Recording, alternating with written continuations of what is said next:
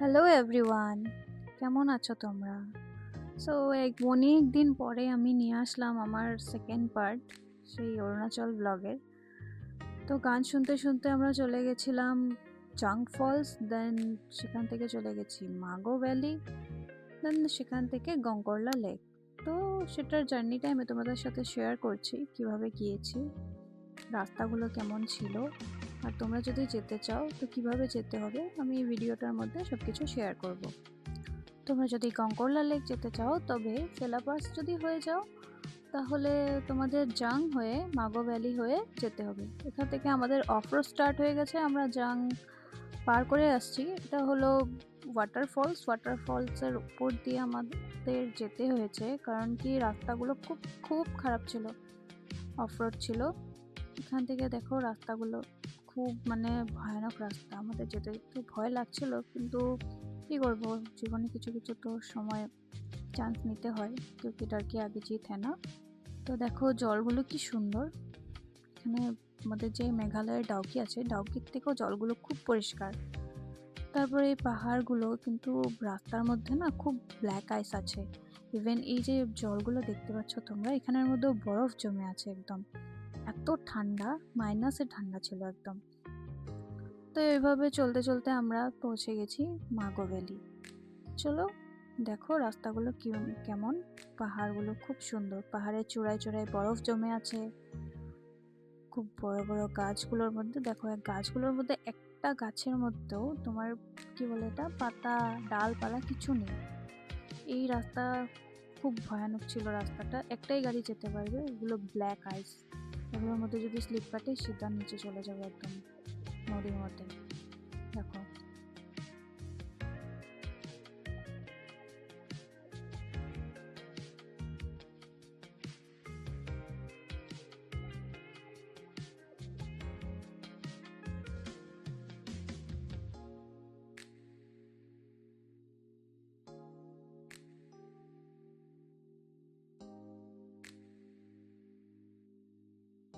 এটা হচ্ছে আমাদের হোমস্টে যেখানে আমরা ছিলাম, খুব সুন্দর হোমস্টেটা, আর সার্ভিসও সেমন কিছু খারাপ না, ওনারও ভালো ছিল। এখানে খাওয়া দাওয়ার একটু প্রবলেম হবে, কারণ কি এখানে সেরকম হোটেল কিছু নেই, হোটেল রেস্টুরেন্ট কিছু নেই।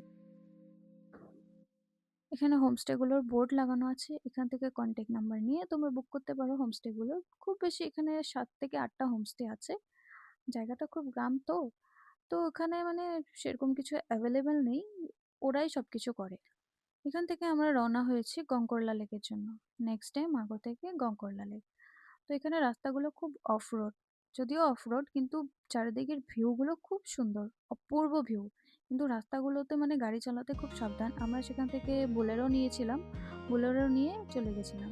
এখানে দেখো বাইকটা যে দাঁড়িয়ে আছে না, ওরা না অ্যাকচুয়ালি ব্ল্যাক আইসের মধ্যে স্লিপ করে পড়ে গিয়েছিল, তারপর উঠে চলে ঠিকঠাকভাবে চলে গেছে, কিন্তু খুব ভালো যে ওদের কপাল নিচে চলে যায়নি। দেখো এখানে ওরা পড়ে গেছে উঠে।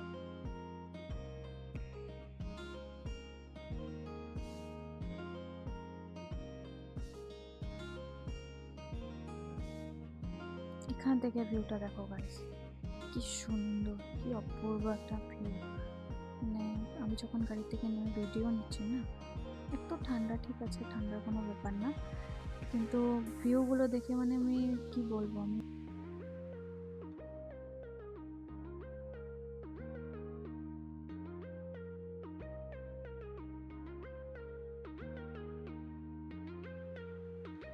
এই রাস্তাটা খুব খারাপ ছিল, এখানে দুটো গাড়ি আটকে গিয়েছিল, ইভেন আমাদের গাড়িটাও আস্তে আস্তে পিছন দিকে চলে আসছিল। ড্রাইভারটা খুব ভালো ছিল, ও সামলে নিয়েছে। তারপর দেখো রাস্তাগুলো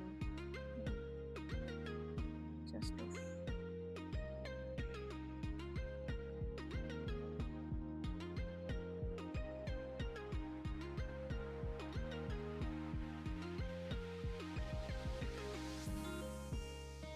সো ফাইনালি আমরা পৌঁছে গেছি আমাদের উদ্দেশ্যে গঙ্গরলা লেক।